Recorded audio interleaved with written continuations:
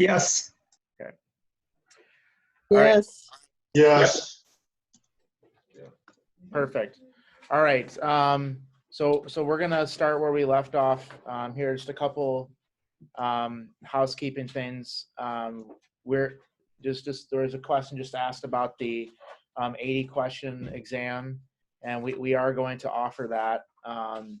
Right now, we're looking at either March 17th or 19th, and this will probably be in lieu of our normal rules class that Wednesday, because we have a handicap seminar that Wednesday at Country Club of Lansing. So if there's a strong preference for a Tuesday or a Thursday among the people that would be taking this 80 question exam, let us know, and we'll schedule accordingly. Yeah, Mark Wilson's scheduled for the 18th of March. Damn it. No. What's wrong with my computer? Yeah, it's we have a handicap seminar. Oh, handicap. I'm sorry. Yeah. I'm sorry. Yeah, so I mean, if you wanna No, take that no, Wednesday, no. then okay, No. all right, In lieu of doing the No. exam. right. So yeah, so if anyone has a preference of Tuesday or Thursday that week, for those of you that want to take the 80 question before the Ann Arbor seminar, let us know, and we'll try to accommodate the most people. All right, so let's go ahead and get started with wrong ball.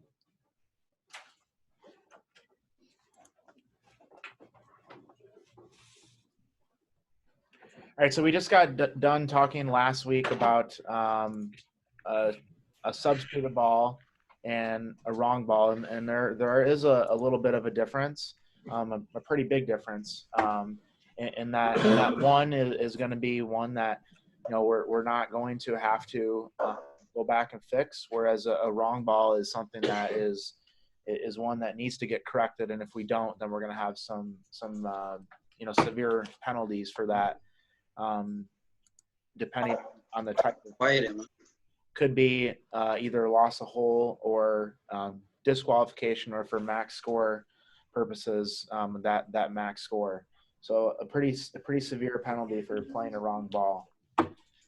So you're going to get a penalty for playing a wrong ball, with one exception. If you hit a ball, it's not yours and it's moving in water. So if you're brave enough to do that, and it does happen to be the wrong ball, you won't get penalized. That's the only exception there, and that's either water in a penalty area or in temporary water, what we used to know as casual water. In that case, a stroke does not count, and then you need to correct the mistake by going back and playing the correct ball from its correct spot.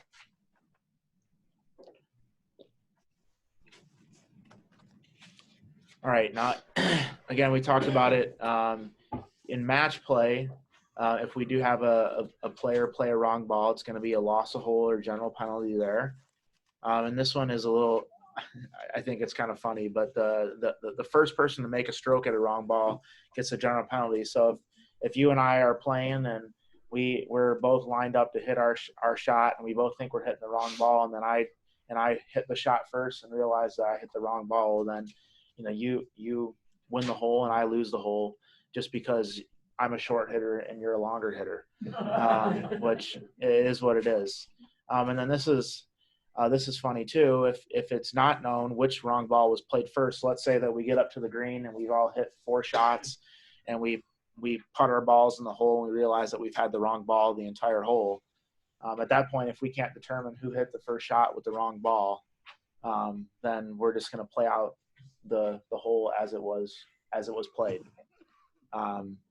Yeah, I don't think that would happen that often, but I mean, you know, there could be a scenario where we hit 2 shots side by side down the hole, and then we get to the green, and all of a sudden our balls are mixed up, and we may not know the exact spot of where we got our pass crossed and hit. But this is the whole wrong ball thing is one reason why, when our starters, we stress to golfers that they put a mark on their golf ball, something unique.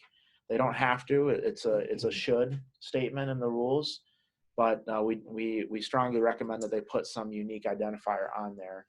This goes for provisional balls as well. If they're hitting a provisional, Typically they're grabbing from, ball number 2 in the sleeve. And sometimes if they don't put a different color mark or use a different number, we could have some issues for those golfers. But even if you hit from the same location, one of you had to hit first. So you're suggesting that by the time you get to the green, 150 or 200 yards away, you've forgotten who hit first. Well, let's say that you find out. Okay, so let's say that you and I both hit our tee shots and they're right next to each other, and then we hit our second shots and then they're right next to each other, and then we hit our third shots on the green. We both hit one putt, and then we realize that our balls got switched up. We don't know if it was the first shot or the second shot where our balls got mixed up because they were both close together. Or it could be you can't see the green. You both hit them up near the flag. Who knows? You can't see over the hill. Well, Lots of ways well, that you wouldn't know who hit first. Sure. Okay. Who at first? Yeah. But I coming back, if you and I have the same hole and I hit it left, I played on the left side and you played on the right side the entire hole, and then we determined that we mixed up balls, then it'd be whoever teed off first, because we would know that because we were never close to each other and there was never any confusion as to when our balls would have got mixed up. It wouldn't be teed off. You're entitled to play the ball you teed off with. Sure. So I guess in that case there wouldn't be a penalty. I'm just trying to think of a scenario where you would clearly know whose ball it would be. It would be where your golf balls are played and they're not close together at any point. Or where there's multiple strokes. And Sure, and like you said, sure. they're close together. Yeah. So I don't think this would happen all that often. I mean, typically what's going to happen is that even in match play, there's gonna be 2 balls that are gonna be hit close to each other in the fairway. One person's gonna hit, the other person's gonna hit. They're gonna go up to the green and realize that they hit the wrong ball, and at that point, it's just whoever hit first loses the hole in match play. And then in stroke play, then we have to go back and fix those. But yeah. What in match play, if there's a tight match or something, and the balls are close, and they walk up to the balls, and the one opponent looks down, and he knows that's the other guy's ball. He doesn't say anything. The guy hits the wrong ball. He says, "Hey, this is your ball here." Tough luck, right? Or we take that before the committee. I mean, Yeah, I thought it would be deliberate. It's the player's responsibility to hit the right ball. So yeah, I mean, a golfer can identify their ball anywhere on the course. So in that case, yeah, it's kind of a crappy move on behalf of the opponent. Right. But Not in the spirit of the game. yeah, exactly. I mean, but yeah, in that case, you wouldn't be able to reverse that penalty if you wanted to take it to the committee and, as Patty said, like, possibly issue a disqualification penalty for doing something against the spirit of the game. That could be an option that you could take. Okay. But I mean, in this case, I don't know if you would. That'd be a difficult one. I mean, I don't know. Look at you guys, and I probably wouldn't do anything to this person. I'd just say, hey, No.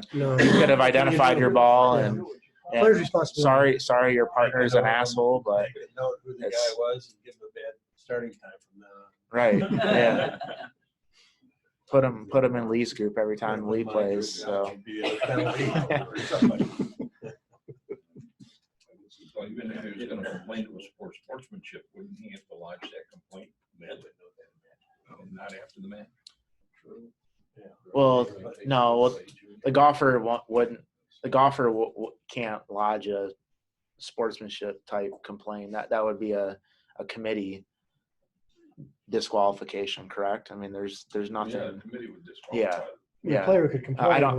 I don't think the player has to make a timely, request for a ruling in that case. That could be something that could be done at any point in time if the committee wanted to DQ the player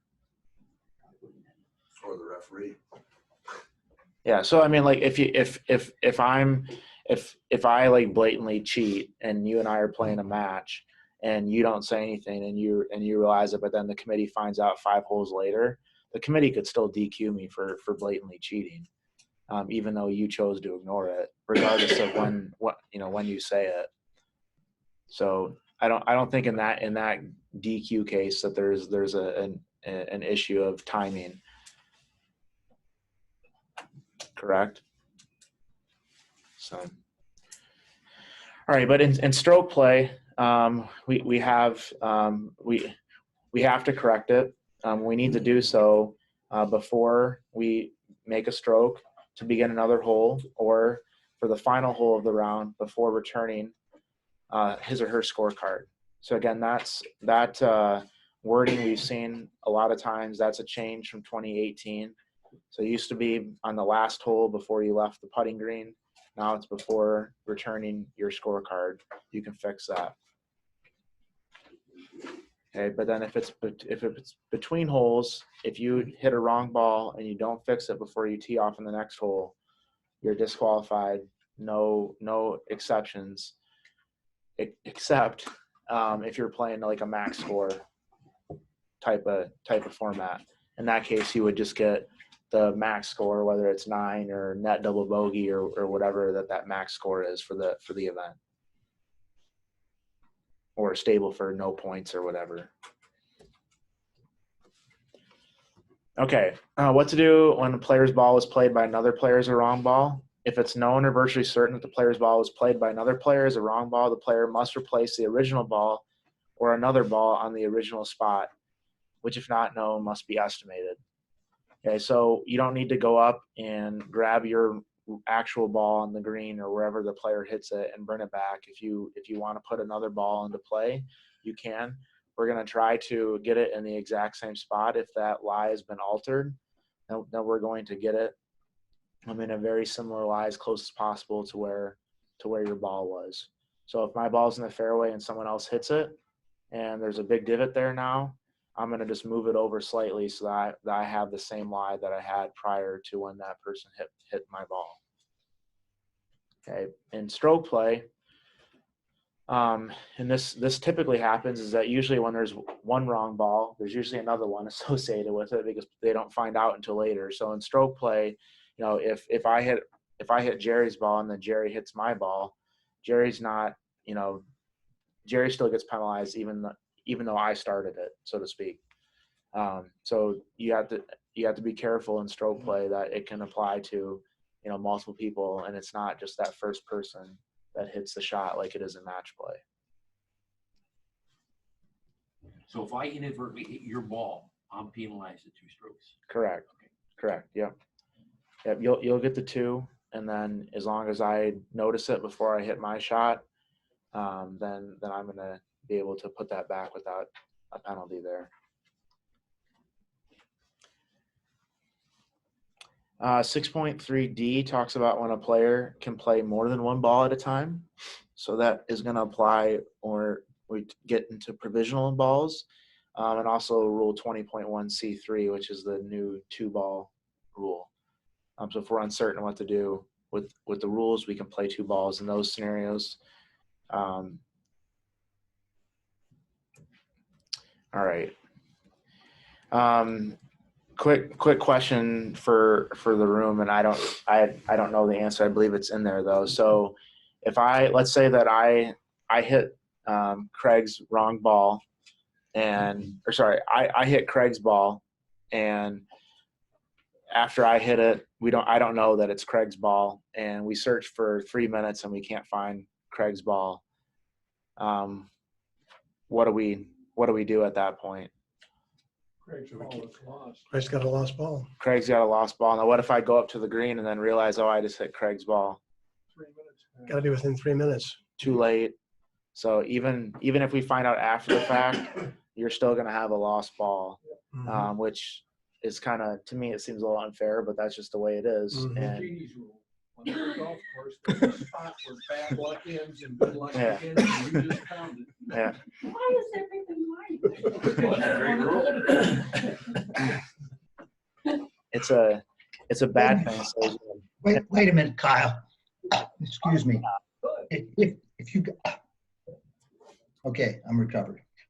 If you got to the green and saw that Craig had played your ball, right, and you had hit his ball out of bounds, you would get 2 strokes for the wrong ball.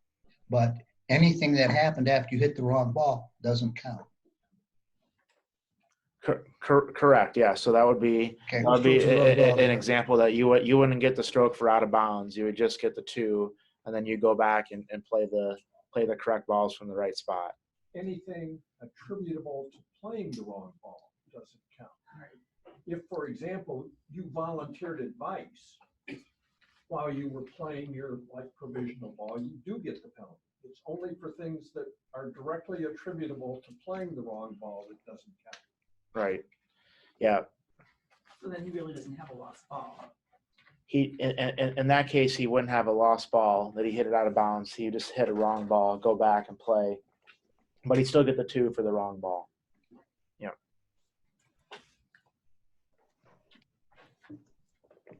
All right. Any questions about wrong ball before we move on? It definitely happens. I think at volunteer day, it happened to me. I think it happened to multiple people at volunteer day this year. I know it happened. I think it happened twice in our group, didn't it? No comment. Yeah. Yeah. So He pointed at me. that was the first time. That was the first time that I had ever had it happen to me before. We were looking for your ball all the time. So Exactly. It was definitely my fault for sure. I will admit that. Yeah, it did strike twice on that day. So Oh, look at me, look at Craig and Jay. I don't think Craig was in that. I wasn't in your group. Yeah. Oh, weren't you? No. No. You were. No. That's right, you did. All right. Order of play. The purpose statement here, Rule 6.4 covers the order of play throughout the hole. The order of play from the teen area depends on who has the honor, and after that is based on which ball is farthest from the hole. But we have 2 different kind of ways of looking at it. In match play, the order of play is fundamental, and that's something as a referee that we will control. And then if the player does play out of turn, the opponent may cancel the stroke and make the player play again. But in stroke play, there's no penalty for playing out of turn, and it's actually encouraged to play ready golf when it's safe and clear to play. So two different ways of looking at order of play, one where it's extremely important, the other where it's not really important at all, but we want to make sure that people aren't gaining an advantage by playing out of order in stroke play. All right, so for match play, when you're the referee, you're going to be responsible for keeping the order of play. Okay, and there's a few weird scenarios that we'll talk about that don't make intuitive sense, but that's how the rules are written, so we need to enforce it that way. And the first hole in our match plays, we're going to award the honor to how they're listed in the match play bracket. So the person at the top of the bracket will play first. The person at the bottom will play second, or if it's a 4-ball, then the team at the top will play first, and the team at the bottom will play second. If there's no draw, which we'll always have a draw, so you don't need to worry about that. But that would be a scenario where you would use a random method, such as tossing a coin. And it has to be a random method. That you couldn't do like rock, paper, scissors or anything cool like that. It has to be boring, just all based on luck, like tossing a coin. Be nice to do rock, paper, scissors, best of 3, but that's, I'm just dreaming. And if you lose, best Yeah, of 5. right. So Yeah. in a team event, does the team always tee off back to back? Like say but since it's stroke play, it's not like a penalty if one from one team tees off and one from another team tees off, right? Correct. Yeah, you should tee off in team order in stroke play, but there wouldn't be a penalty if you didn't. And then the other thing with team play too is that, and you know this, is that the team can tee off in any order they want, and they don't have to keep the same order. Most people will keep the same order because they're superstitious, or if they've had a couple bad holes in a row, they'll switch up the order. But the order within the team can be flipped at any point. All right, when we're starting all the other holes, the player who has the honor is the one who scores or wins the hole prior. If there's no win at the prior hole, then it's going to take place at the whoever teed off the hole prior. Here is a note here: if a player makes a timely ruling request that has not yet been decided by the committee and could affect who has the honor on the next hole, the honor is decided by agreement or by using a random method. So in that case, if we're not sure as to which, this ruling may determine who goes first, we're probably just going to default to who had the honor prior. We're not going to give one person an advantage because of a ruling that we don't know the outcome of yet. Or we could toss a coin or flip a tee too, if we feel that's more appropriate. And then after both players start the hole, it's going to be the ball that's furthest from the hole to be played first. So sometimes it pays to be a short hitter. In other cases, not so much. And then if they're equal distant from the hole, then again we're going to decide by agreement or we're going to use a random method. So typically in our events, if I am refereeing a match and I'm not sure who's away, I'm just going to ask the caddies or the player, what'd you get on your rangefinder? And one says 164, 165, then I know 165 goes first. But interestingly, when I was working at the U.S. Junior last year, the USGA frowned upon that and just said that you should just decide as the referee. Which, I mean, I get why they say that, but I don't. because I think they just probably for pace they don't want to slow down and they just want people, whoever's turn it is, they know it's their turn so they can get ready to start playing. When you got a legitimate way to figure it out, though, why not use that? Yeah. It doesn't take that long. They're both shooting their guns. They're both getting distances. I don't get it. The interesting thing is the USGA. advantage of one or the other. So what I do in the matches is I don't let them yell out how far they are away. Right. I know, yeah. I can't hear what the other players in match play, Right. As to who's away or who's not. I think that may be the issue, that they don't want you to do that. That could be, they don't want them yelling it out. So somebody can take advantage and say, well, wait a minute, I'm further away. Sure. I think the first wire doesn't have a chance. Right. No, you're right. I mean that makes sense too, right? Because if it's the 18th hole and you really want to play first, and someone says, "Hey, I'm 163," you're going to say 164, right? Yeah, exactly. I mean, I guess there's other things that we say we want players to play by honor and everything, but I think this way it takes that out of the exactly. So. Yeah. I mean, I think either way works. But the thing is that if you want to, or if you're controlling play, like you should, pick a side and stay with it and don't go back and forth. If the players question you, then I mean, I guess you could have them shoot it. But if it's close, just make a decision or ask them to shoot it, and don't delay it. And I think that every person, if they have to pick without a rangefinder, they're going to make a mistake or two. I mean, when I was working my first match, I was a forward observer at this tournament, and I swear the first 7 shots, I had to decide, and I was like, gosh, I just wanted to be a nice walk out here, and instead I'm here deciding the 20-footer and 21-footer and this crazy pitch shot, and one of them I for sure got wrong, and I was walking back ahead, and I was like, oh geez, I really messed that up pretty bad. But luckily it was the 4th hole, so it didn't really matter. Yeah, so I mean that's our job is to control that.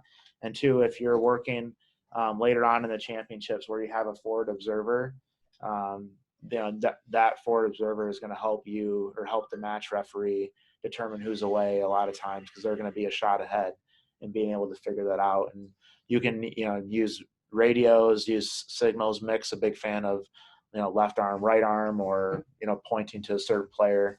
But however you want to communicate within your match or your referee team, that's up to you. But that would be one role that a forward observer would play if you ever get the opportunity to do that. That's at the later stages of our events. All right. We're going to talk about, I believe, if we don't, we'll circle back to a few of the unique scenarios where the order of play isn't super intuitive. But if in match play, if someone does play out of turn, the player can, the opponent can ask that player to replay the stroke. Okay. But they don't have to. And there's no penalty for playing out of order. Only the ability to recall the stroke or cancel the stroke. So if Jean and I are playing and Jean doesn't have the honor, but she's eager to hit off the tee, she gets up there and she hits it out of bounds, and I'm just going to keep quiet and say, "Oh, do you want to hit another one?" And I'm not going to say anything. Let her play. But then if she stripes one down the middle, I'm going to say, "Hey, Jean, can you re-hit that for me, please?" But if we're actually refereeing, we don't want to let people hit out of turn unless we're not sure what's going on. So if we see it, we want to stop it before it happens and not wait until after. Again, if we can't stop it or if it happens and we're not there to stop it, again, that's not. I think we talked about this last week or 2 weeks ago. At that point in time, we're not going to tell the other player, "Hey, you can recall that stroke if you want." We're just going to sit back at that point if we can't stop it and let the match play out as it is. We won't jump in there, but we want to jump in to prevent someone from playing out of order whenever possible. Okay, and then if you do want to recall this or cancel the stroke, it needs to be done before either player makes another stroke. And then we cannot withdraw the cancellation. So if I say, "Hey, Jean, hit that shot over again," and she holds the next shot, I can't say, "Well, can you actually play the first one now?" I'll just walk off to the next tee pissed off and probably hit my next shot out of bounds because I'm still pissed off at having her hit again. If you do, I don't think this is on here, but if we do agree to play out of turn to save time, when we do that, we cancel our right to recall that stroke. So if I'm going to go to the bathroom and I'm going to tell, "Hey, John, I'm going to hit first because I need to go to the bathroom." If I hit it and I play first, because John agreed to it, he can't recall my shot, even though we played out of turn.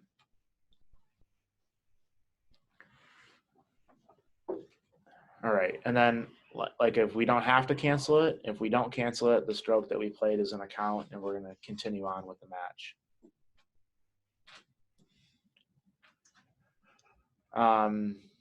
Any questions about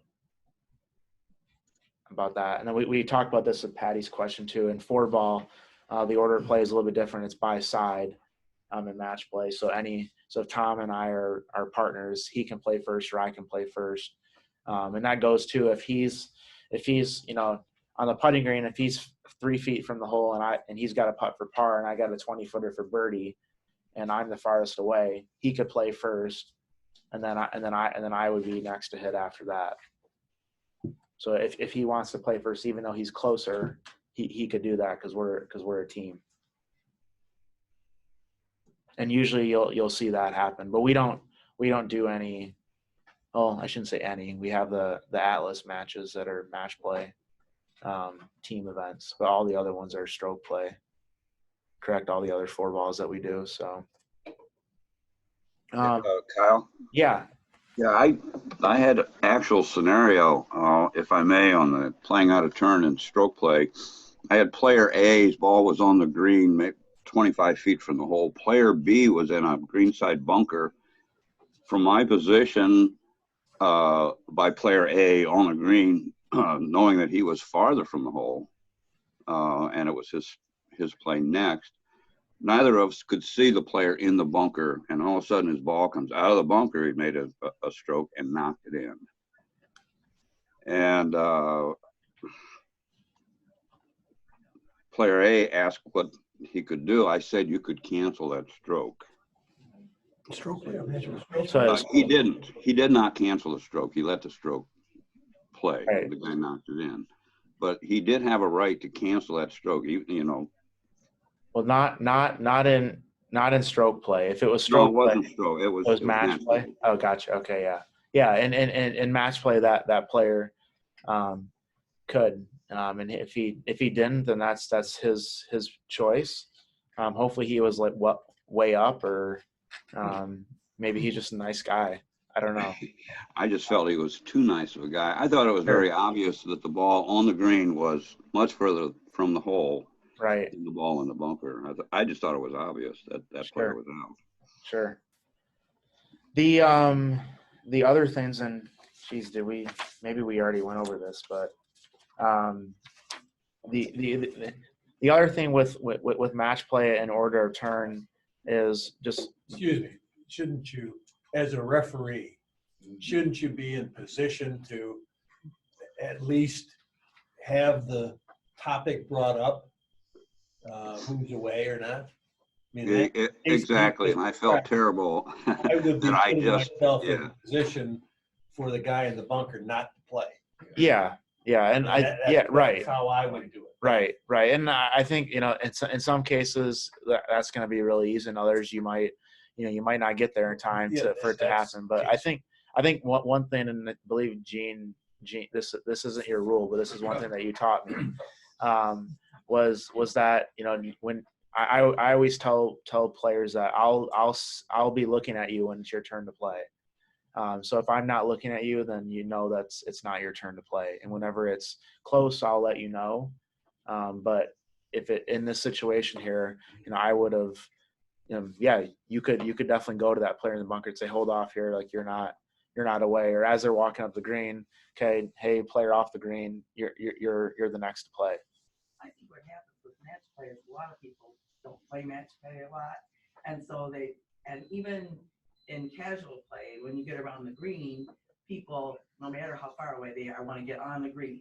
They want to let everybody get on the green before people start putting them, even if they're not further away. And so I think that's probably the mentality of that, and that's where the referee comes in to help. Yeah, you're right. That's that concept is so ingrained in people that if I'm off the green, I'm going to play first, regardless of how far I am. And I think that's just, it's more for pace of play reasons that is. But I mean, I think everyone thinks that, and until you actually learn the rules, you think that's actually the rule. Like even though I'm off the green, I play first because I'm not on the green yet. The other thing that in terms of controlling the order of play is also to think about when the ball is in a penalty area, or when the ball is hit somewhere where you have to return under stroke and distance. So determining a spot where the player's ball is, if there's an option for the player to play from where the ball currently is, so like in a penalty area, if I hit it in the penalty area, I can hit it out of the penalty area. So my order of play is going to be determined from where that ball is in the penalty area, even though my only realistic option might be to go back to where I last played from. I'm still going to use where it is in the water to determine how far I am from the hole. But it's different if I blow it out of bounds and I know I hit it out of bounds and I know the only place I can go is to back where I originally played from, then that's going to be my spot. Okay, but if I hit it over the green and I don't know there's out of bounds up there, and I go up there and find out that it is out of bounds at that point in time, then I'll readjust my distance. But if I thought that I was 20 yards away at that point, I'm going to use that 20 yards as who's farthest away. So you might have a scenario, and this happened to me at Eagle Eye in 2016 at the Michigan AM, is you have a player on the 9th hole there. The player tried to go for the green in 250 yards there. They dumped it in the water, 30 yards left of the green, and the other player laid up. And of course, I didn't know anything. I wasn't. I think I knew it, but I was too afraid to say it, or maybe I didn't understand it 100%. But at that point, the player dropped, and at that point, I thought that if the player dropped, well, that's their spot. But that's not the case. Even after the player's dropped, you're still going to use that point where the ball is in the water to determine the order of play. So I incorrectly let that person drop and hit again when the other player that laid up 100 yards farther should have played first before the other player played. When you say the point the ball is in water, are you referring to the point that it entered the area or the point that it lies? The point where it lies. So in the middle of the lake, and not the point of where it last crossed the edge of the penalty area.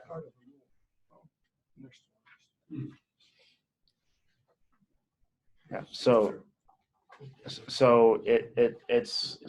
an important part to remember. Is that coming up here? Next to last. Kyle, is that true until he takes the drop? Point 4D. So it's true. It's, as far as I understand, it's true even after the drop. So it all depends on where it was after the stroke was played. So even though in my example my golfer dropped the ball, even after he dropped it, it was still that other person's turn to play. I think the way it works in your head is the golfer is required Exactly. to bring their ball back, then they got to bring it back, and then it's the relative position. Anything other than that, it's where that ball lies. Right. Whether it's in a penalty area or a bunker or Yep, exactly. wherever. And how does that compare to the other player's position compared to how far it is to the hole? Yeah, exactly. Exactly, you hit it on the head, Jim. It's when you're required to come back by rule that it's that original spot.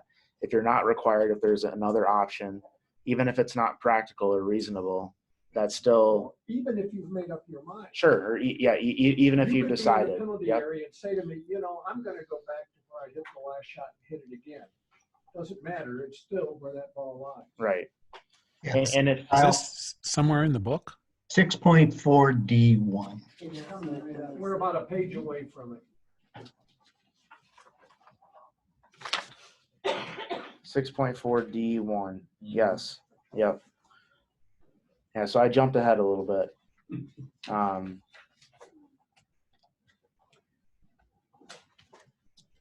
then Tom, to your point, yeah, I mean there's going to be times where if you hit the ball in the middle of the pond, where did the ball end up? Where did it settle? Did it take a current and go 30 yards elsewhere?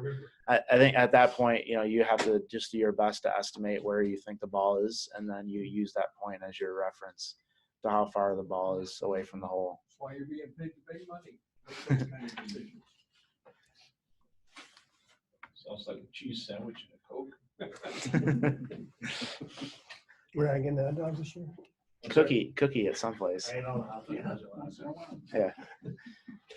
All right. And stroke play, we're not going to talk too much about the order of play and stroke play because honestly, it doesn't really matter.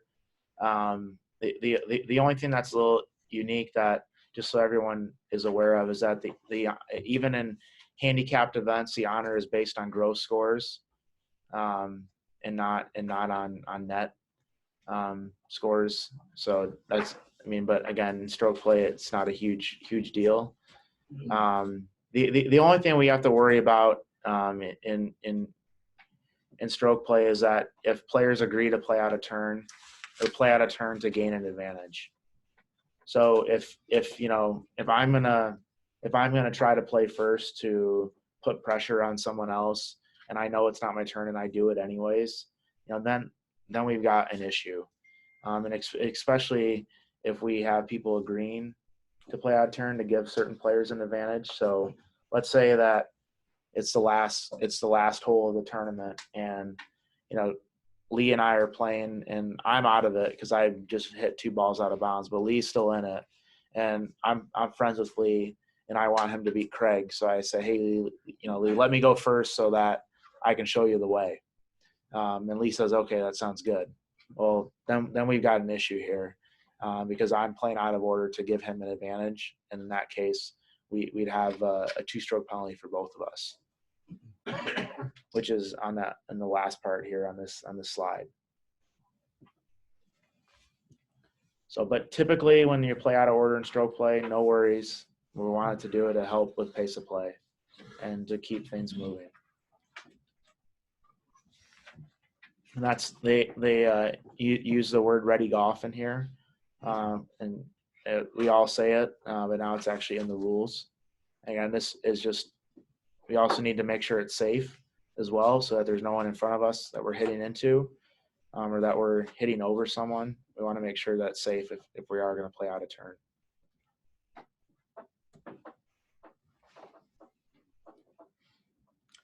You mentioned gross score for stroke play. Somewhere in here it should say net score and match play though, right? Where does it say that? Because it is net score and match play. Well, it's whoever won. It's whoever won the hole. Okay, so it's, Yeah. So that's one of those things that it says it, but it doesn't say it. It says it in a different way. Yeah. But then here we have this last point here. But if a player whose turn it is to play is ready and able to play, and indicates that he or she wants to play first, other players should generally wait until that player is played. Okay, and the player should not play out of turn to gain an advantage over other players. So I'm not gonna be able to squeeze in a quick shot to put pressure on my playing partner or my person I'm playing with, just to do that. If there's a reason for me to play out of turn because the person I'm playing with is taking forever and I'm ready to go, then that's fine. But if I'm trying to gain advantage by this, then that's not allowed.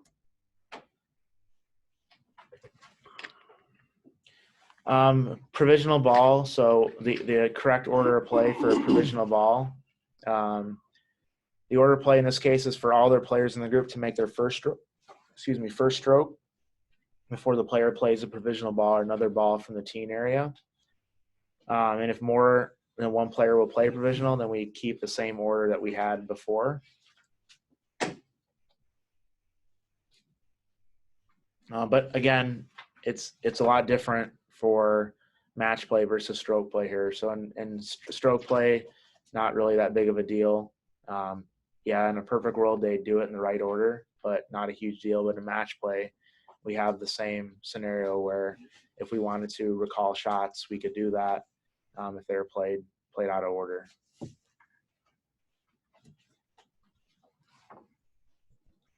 All right, and this is what we just talked about in terms of where our ball is going to be determined to be at for order of play.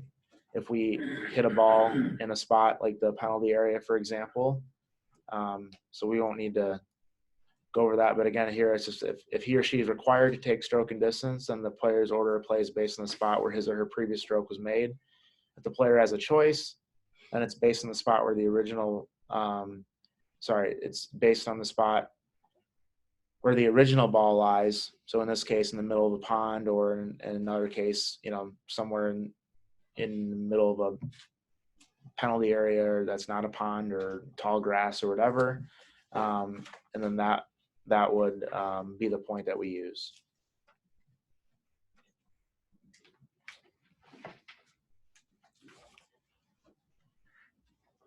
The order of play for a player to play the provisional ball right after making the previous stroke and before anyone else plays, except when starting the hole or when the player waits before deciding to play a provisional ball, in which case the player's order of play once he or she has decided to play a provisional ball is based on the spot where the previous stroke was made.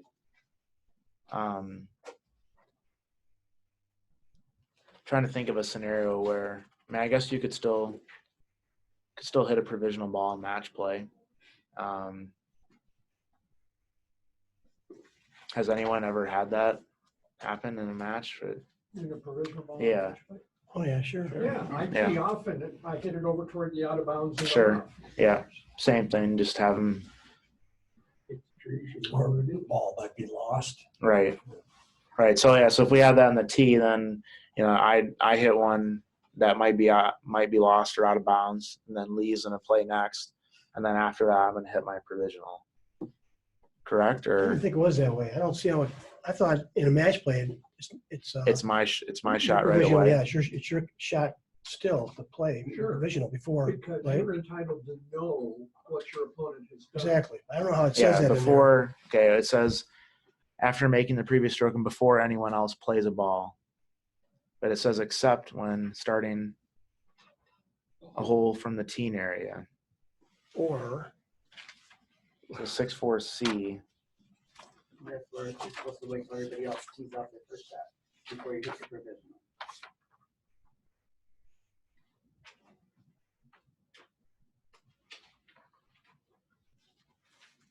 Yeah, so I think we'd still wait in that case, right? If it's on it the looks tee, like, you wait. yeah. If it's on the tee, you wait. Anywhere else, you hit it immediately. Even match play then, right? And it's not a big deal, except in match play in terms of. Right. So if you and I were playing a match then, and you hit one, and then you're going to hit a provisional, and you hit it, and it was a good shot, I could ask you to recall it? Question mark. Yeah. Sure. Get out of turn. Yeah. You can hit a provision before the other player gets to play in match play. I guess you could. Yeah. Mm-hmm. According to this. Right. I don't recall how we did it. How we Yeah. done it before. Usually in match play we get the players that don't have to hit Probably did it each provisionals. time, yeah. But Yeah, the players do what they want. yeah. that one's a little odd for sure. But I think that would be the case, right? I mean, you would Sounds like it. Sounds like the other players in match on, play. on the tee. Yeah, on the If tee. you hit one that might be out of bounds, you would have to wait. If you didn't wait, I could recall that shot.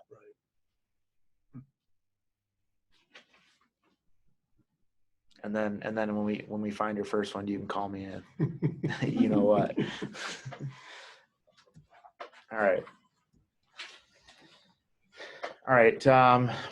Completing the play a hole in match play, the hole is completed when the player holes out or the next stroke is conceded, or the result of the hole is decided, such as when the opponent concedes the hole, or the opponent's score for the hole is lower than the player possibly could make, or the player or opponent gets the loss of hole penalty or general penalty. Then in stroke play, when the player holes out under Rule 3-3, so when the ball is hold or deemed to be hold, and then all these other rules that are referenced here, these are scenarios where we have maybe max score or partner play where we don't necessarily need to hole out because our partner is going to hole out, or we'll get the max score, or 0 Stableford points, or -2 Stableford points, or whatever the format is. All right. Any questions on Rule 6? Yeah. Rules quiz brings up, and Gene help me, because if I don't get the facts wrong, I'll probably get the answer wrong. The difficulty with wrong ball, substituted ball, when you're officiating, is telling them apart. So let's say Kyle and I are playing. Kyle hits the ball much further than I do. We both push our ball over into the light rough on the left. I go up, I see my ball way short of Kyle's. I hit it. Kyle goes up, sees his ball right next to a cart path. He properly takes relief, drops the ball. We get to the green and find out that I hit Kyle's ball. What's the ruling? Yours is the wrong ball. Mine is the wrong ball. His is a substituted ball. His is a substituted ball. Substitution, whether it's allowed or not, your ball, like you say, I led you to it, but that's the difference. I hit a wrong ball. I hit a ball that wasn't my ball in play. So I get 2 strokes, and I have to go back to where you found my ball to play it. And actually, this gets sort of complicated. You have substituted, but your ball is really lost, so now you got to take stroke and distance and go back to the tee data. Am I right? Wait a minute. Wait, His ball's not lost. Yeah. And John Owens has got a good explanation of Oh, stuff he's John got to talked. take stroke Yeah. and distance. John knows this. Otherwise, he's gotten He's trying to talk too anyway. big an advantage by Yeah. being up next to the cart path. But if you hit his ball, how could it have been lost? Doesn't he play it from where you hit it? 3 minutes past. No, So, I mean, that part of it is confusing, but the point of it is the illustration between the difference between a wrong ball and a substituted ball. First player hit a wrong ball, second player did not hit a wrong ball. They substituted even though the rule didn't allow the He substitution. played from the wrong place. And played from the wrong place because they should have taken it from there, stroke and distance. Don't let him do it. No, Yeah, I didn't follow the whole story, so John Rollins? That's the hard part of the rule is when you've got golfers like that, is they hit a substituted ball, did they hit a wrong ball? I don't understand the 3-minute thing. When was the 3 minute? You didn't search. You hit his ball. Oh, you're searching. Here I can. So where does 3 minutes come in? You weren't looking for it. If you've picked up a ball on the course and place it back down, it's going to be a wrong place. But no. If you don't First pick up a happened, ball, he it's going to be a thought- wrong ball. Okay, he assumed that the further ball was Kyle's ball because Kyle always hits further. So he hit the first ball. And then Kyle goes up and takes relief from the cart path, like he said. But I don't understand why Kyle's original ball was lost, or where the 3 minutes comes in, because you went up and hit Kyle's ball. So doesn't Kyle just come back and play it from where the ball was? If he knows it. If he knows within 3 minutes, yeah. Well, but wouldn't he be likely to know Just get bad luck. if he saw that it was not his ball? But it's When he played the ball, another rule came into hit play. my ball and I don't know it and I don't find it, my ball's lost. right. It's not fair, but it's what happens. I like to use the example of the player who has to carry water. His ball's lying just short of the water, decides to change to the water ball, picks up the ball and play and substitutes the ball. That substituted ball is not a wrong ball, but becomes the ball in play. You're gonna have 2-stroke penalty if you hit it. It's just That- incorrectly That's substituted. cleaner It's not on a the wrong difference ball, but it between was No, a it's incorrectly substituted ball. substituted. Right. Okay. Well, maybe we can draw up a question, and we can send it out or go over it at the beginning of the class next week. Because I'll send it to you. yeah, I got it. write it up, and I think because it's a lot for people. That's a definite test question for sure. Oh, But shit. but to have it written out would be easier for everyone to understand. So let's see. Hey, Yeah. in that scenario, you took relief from cart path, correct? Yeah. You picked up the golf ball. Could you not? There's no marks on it. You can't identify it as your ball or not. Jim, can you identify your ball? Sure. So the ball that you hit, which was Kyle's ball, I didn't, but I could have. well, I thought in this scenario, you walked up, thinking was shorter, so you hit that golf ball Right. thinking it was yours. Right. Okay.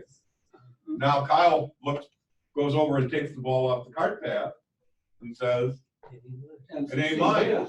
Oh, describe me a scenario where he's going to pick up that golf ball and say, "Oh, I don't care whose it is. I'll just put it back down." He's playing the 15th hole in competition, by which time everybody's mind has gone to mush. Well, yeah. It could happen. I mean, everything could happen, but it's probably a low probability with that. I mean, it's just, Yeah. just a little. Yeah, but it's a good illustration of the complexity behind what's a wrong ball and what's a substituted ball, and making sure we get that right. Yeah, at the end of the day, it's a 2-stroke penalty, and one they need to go back and fix, and the other one they don't. But I just disqualify them both. disqualify them both. Yeah. So, all right, we'll write up the question and send it out, because we need to get through at least 2 rules today. Rule 7. So ball search, finding and identifying our ball. So Rule 7 allows us to take reasonable actions to fairly search for his or her ball. There's a definition or a interpretation about what fairly searching means. But the player still must be careful, as a penalty will apply if the player acts excessively and causes improvement to the conditions affecting his or her stroke. The player gets no penalty if the ball is accidentally moved in trying to find or identify it, but then must replace the ball in its original spot. All right, so first looking at a definition. So we talk about improve. That means to alter one or more of the conditions affecting the stroke or other physical conditions affecting play so the player gains a potential advantage for a stroke. Okay, so when we're going in there, we need to be careful that we're not improving our conditions affecting the stroke or our lie or our stance, which is built into that definition of conditions affecting the stroke. So again, it comes down to, are we going to gain an advantage by doing this? Simply walking through tall grass is not improving, but if you're doing it on purpose to try to help your next shot, then we have an issue, and then we get into the line of possibly improving and possibly having a penalty, and not just searching for your ball. All right, so the conditions affecting the stroke, we went over this definition at the beginning of our classes or sessions, but we'll go over it again because it's pretty important for this rule. It's the lie of the player's ball, the area of their intended stance, the area of intended swing, or the line of play, and the relief area where the player will drop or place a ball. So all those things fall under the conditions affecting the stroke. And then the stance includes both where the player will place his or her feet and the entire area that might reasonably affect how and where the player's body is positioned in preparing for it and making the intended stroke. So it's not just the stance, but where my body will fit. It's not just my feet, it's my entire body, and how I position it could impact whether I'm improving your lie. So we've all seen it before. We've all seen the kid that doesn't know the rules, or the adult that doesn't know the rules, that is in the tall grass and they stomp down on the tall grass, or they grab their arm and they wrap themselves around, or they get their leg and they lift it up to hold back a branch. Those are all things that are going to improve our conditions affecting the stroke. So we're going to be penalized for those types of actions. Now, if you see them take that action and you have them correct it before they play the shot.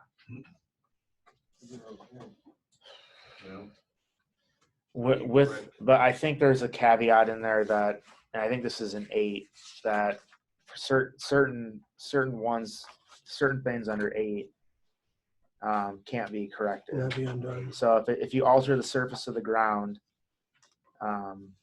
those types of scenarios cannot be corrected. But if you move, bend or break anything, that can be. Let me just make sure that's correct. But hey, Kyle, this is Mark.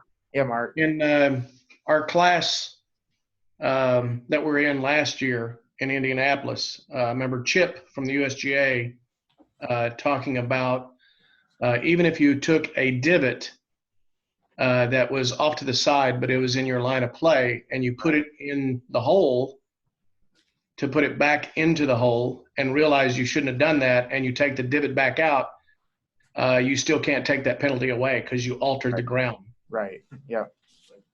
Correct. Yeah, I do remember that. That was actually someone here asked me that question this week or last week. He probably doesn't even remember that he asked me it. Did the OB state and then put it back? Changed. Yeah. So the OB. Yeah. So if we. You take it out, you realize you made a mistake, so you put it back in, and then you make your mistake. Yep. So on page 114 in the big book, or 8.1a, there's 1, 2, 3, 4, and 5. The only things that you can correct are 1 and 2 in there. So you can correct, move, bend, or break anything, and a movable obstruction, like a T marker, or a loose impediment or a movable obstruction into a position such as to build a stance or improve the line of play. You can fix those, but you have to make sure that it's actually restored. So in the process of removing that, I think there's a decision in there that if you, or not decisions, but in interpretation, that if you, for example, you moved an out of bounds stake, but in the process you cracked it in half and you couldn't get it to stand back up straight, then you would still get the penalty in that case. So, all right, rule 7. Talking about those types of things, Tom. Yeah. So in those cases, if a player did that, they just stomp him down. If you could return it to where it was and say, hey, then there'd be no penalty in that case there. But you have to be certain that they got it back to where it was before. What it's like taking their hand to push the limb out of the way if they haven't yet taken a complete stance or addressed the ball. Yeah. I had a ruling with I walked up, they called me over for a ruling, whether they could, take their stance and hit the ball. And as I got there, I started looking at the, condition, and the player had taken his carry bag and put it on the ground next to the tree, and the tree was being held away from where it should have normally been. Right. And so I walked over and I looked at it and I said, oh, how did this get here? And he said, well, we were looking for the ball. And I said, well, is that where it was before you got here? And he said, well, no. And I said, then please take it away and let's start over again. Right. And so when he moved it, the branch got back into its position, and then he couldn't hit it. Right. Yeah. It was. Yeah, that's a great. Yeah, that's a great example and perfect way to handle it. Yeah. To get it back to where it was, back to and the starting point where it yeah, was. yep. They had taken, and I couldn't believe that the guys, they were all there and they all had seen it, but right. it was still. And they didn't. They didn't tell him that. So if the guy does something that's kind of illegal, as long as he doesn't make the stroke, that can be corrected before he gets penalized? No, not always. No. So in this case here, suppose the guy goes in there and does all that stuff, should he automatically have received a penalty because he did that, or does it become a penalty if he takes a swing at it? it becomes a penalty if he hits it, but if he tries to make a stroke, But in his case, or he makes a corrected it stroke. beforehand, so But that's okay. exactly, in those cases, and under 8.1A 1 and 2, those scenarios you can fix it, but it has to get returned to that position. So if I I'm doing something and I break a branch and I can't fix a broken branch. It is what it is. But if it's one small branch of 100, then it probably doesn't make a difference. But if it's the only branch that was in my way, I can't grab the duct tape out of my bag and duct tape the tree back to where it was and not get a penalty. Which I think there's actually an interpretation that talks about duct taping trees in there. Doesn't fit because the test is moving, bending, or breaking, and the divot isn't any one of those three. Right. Yep. The divot's under 3 there in that one. So. All right. All right. So how to fairly search for the ball.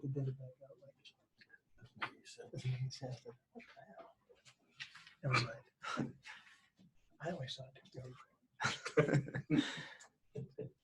All right. 7.1, how to fairly search for a ball. Player may take reasonable actions to find and identify their ball. A player is responsible for finding his or her ball. And the player may fairly search for the ball by taking reasonable actions, such as moving sand or water. Okay, so you might have to, if you're looking for your ball in a pile of temporary water and you need to move the water around to find it because it's like a foot deep or something like that, you can do that. If our ball gets plugged into a bunker, we can remove sand to identify the ball. That's not a problem. We can also move or bend grass, bushes, trees, or anything attached that's a natural object. We can also break objects, but only if such breaking is a result of other reasonable actions taken to find or identify the ball. So If I happen to walk to my ball and I break a branch while I'm walking there, and that's just the way I go to get there, that's okay as long as I'm purposely not saying to myself, well, if I go this way, I can break this branch, and when I find it, my next shot will be easier. So if I just happen to break something while I'm searching, then that's okay, but I can't go beyond what's excessive. So I can't go into a sawgrass bush like those things you see down in Florida and say, well, I'm going to take out a bunch of these little things because my ball's in here somewhere. And if I do find it, my next shot will be a lot easier. I can't do that, but I can move things around. And if I happen to take out one of the leaves or whatever, then that's fine.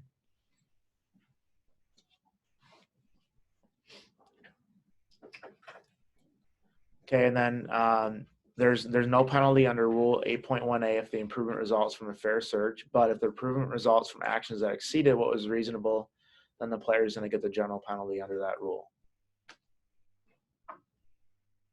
Okay, and in trying to find and identify the ball, the player may remove loose impediments as allowed in 15.1 and may remove movable obstructions as allowed in 15.2.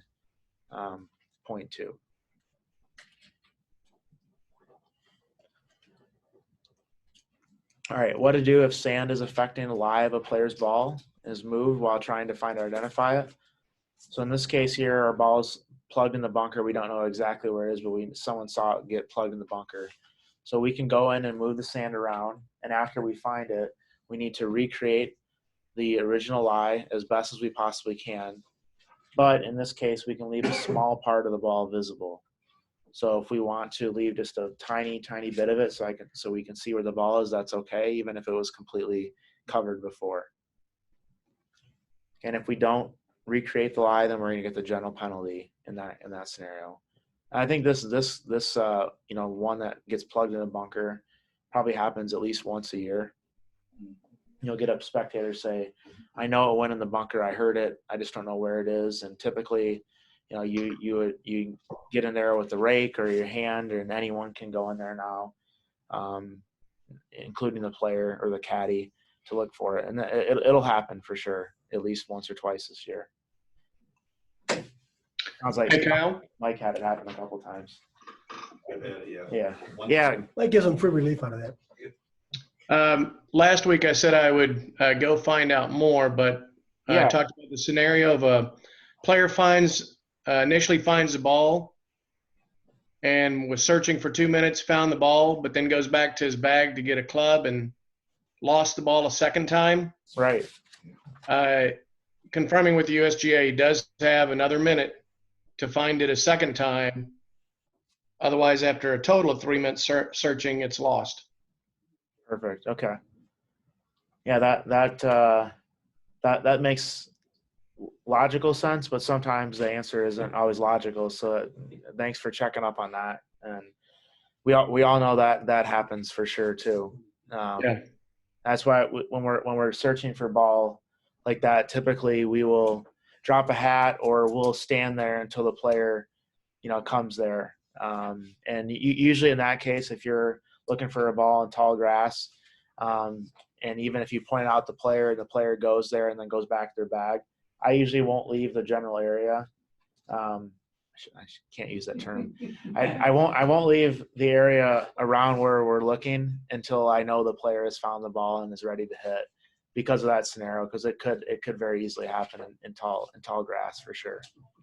Unless Robert's there with 50 flags. Yeah.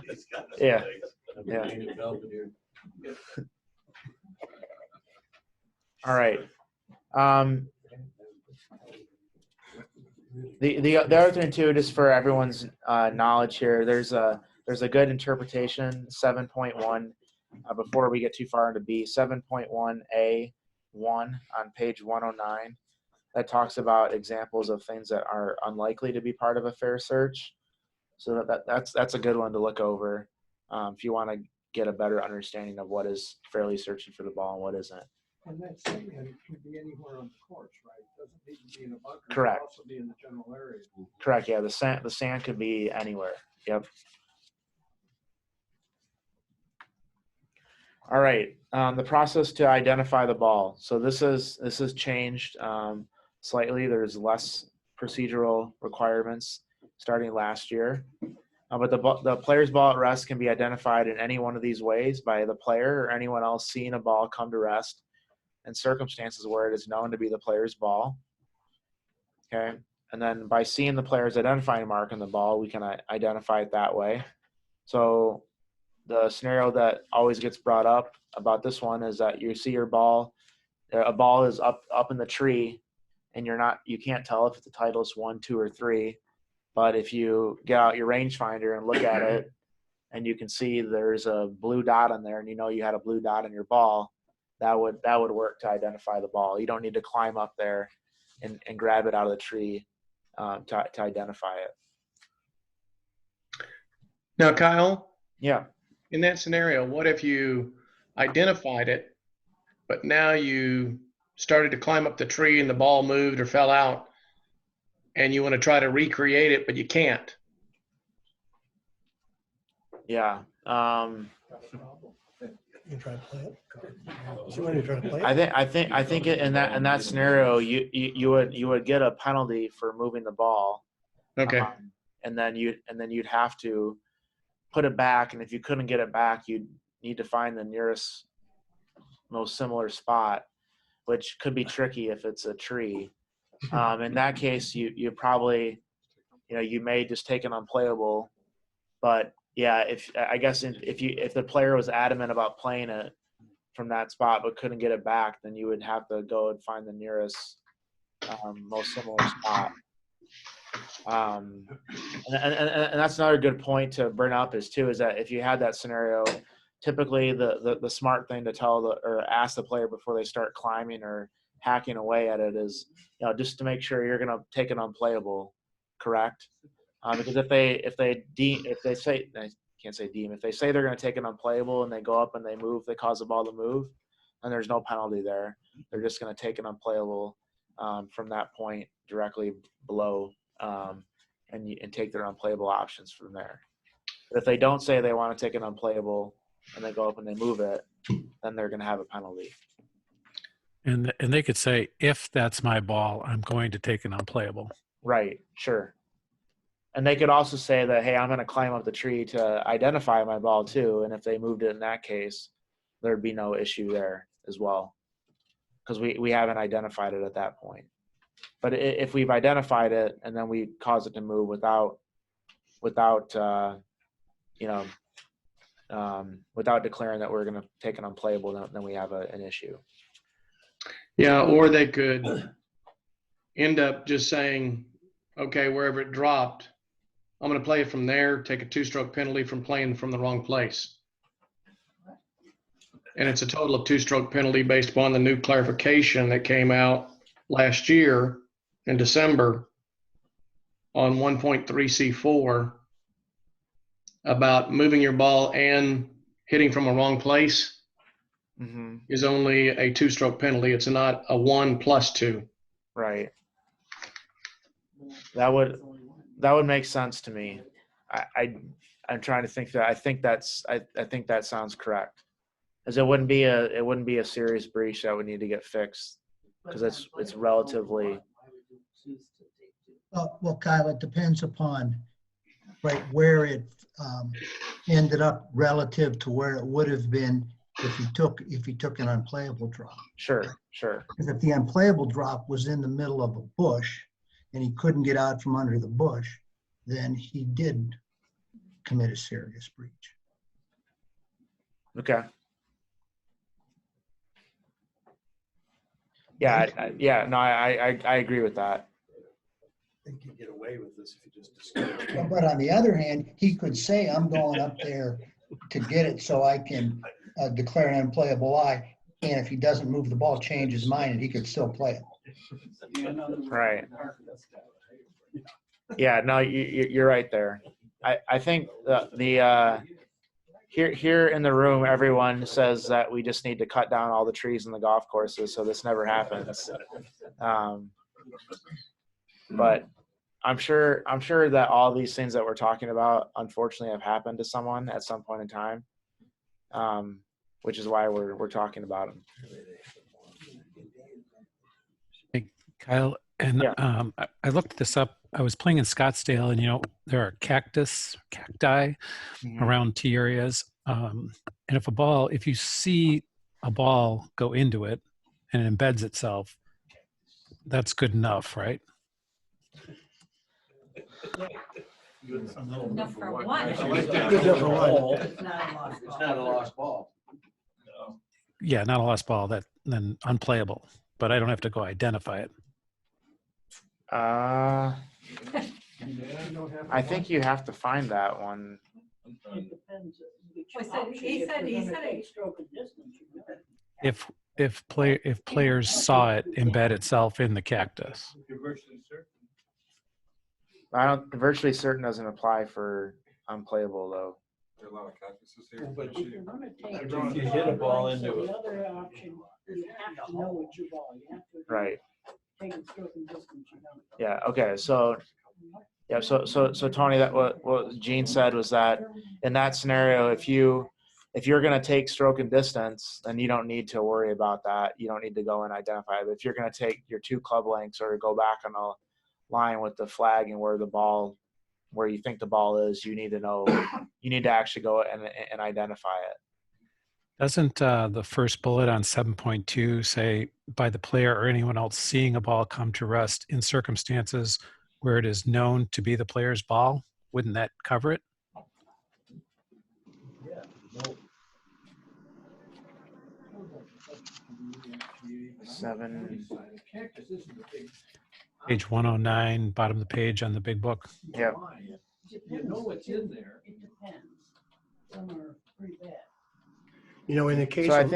I think this would be one of those scenarios where we're talking about certain specific situations, like if you hit your ball into a penalty area, you don't need to actually identify it. You can do that. Or if it's in temporary water, that would be another scenario where by someone seeing it go in there is okay. But unless the cactus is identified as a ground under repair or something like that, I think you'd have to find it in order to take 2 club lengths or line back. Interpretation 7.2/1. It may be identified by determining that another player or spectator saw the ball come to rest in that specific location after the player's stroke. So if one of the spectators says it went into that cactus, that's good enough. That's very, if someone can say that. You can take it unplayable. Okay. As far as your ball in a tree moving, interpretation 9.48/1 talks about that. Because if you're searching for your ball, trying to identify it, there's no penalty for causing that ball to move because you're trying to find it. Right. Yep. Okay. So Tony, to get back to your question, I think that you're right then. So that interpretation, Dan, on page 110. So you don't need to retrieve the ball. But you can determine that if another player or spectator saw the ball come to rest in a specific location after a player's stroke. So I guess that would be okay. Okay, thanks. Yep.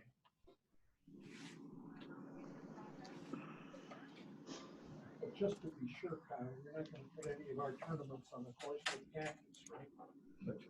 I can't guarantee. Yeah, I can't guarantee. If we have a cactus on the course, then yeah, Bob wants to sign up for that one.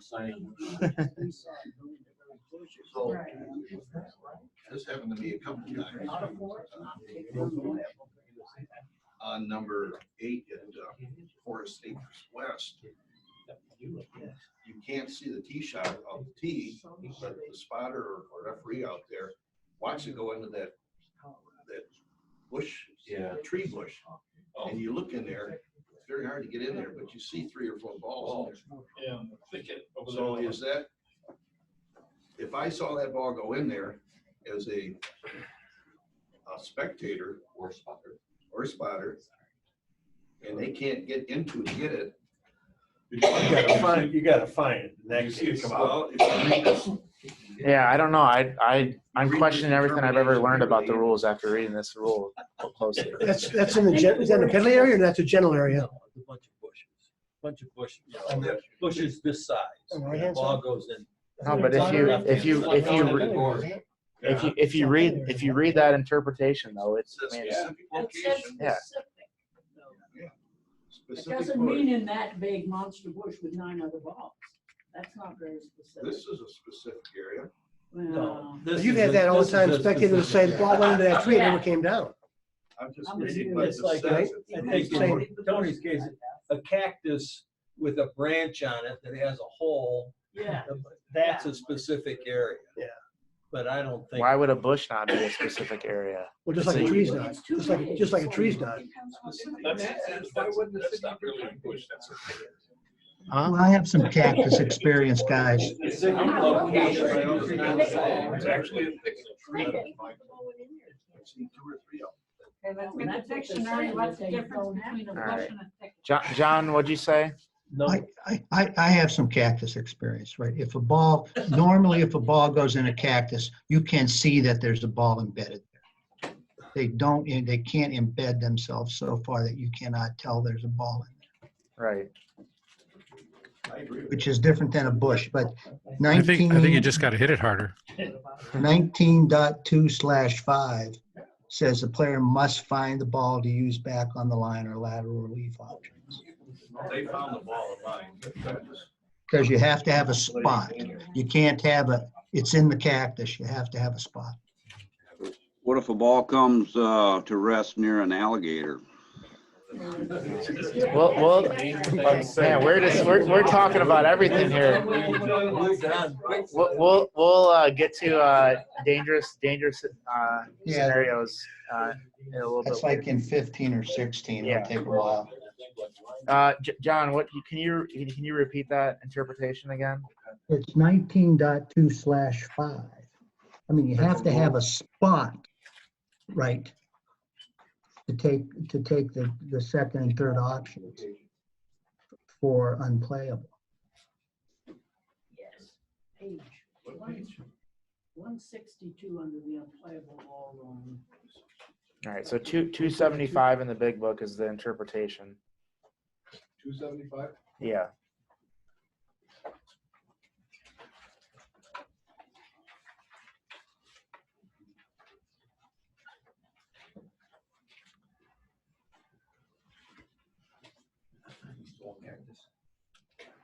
Well, or alligator, whichever way.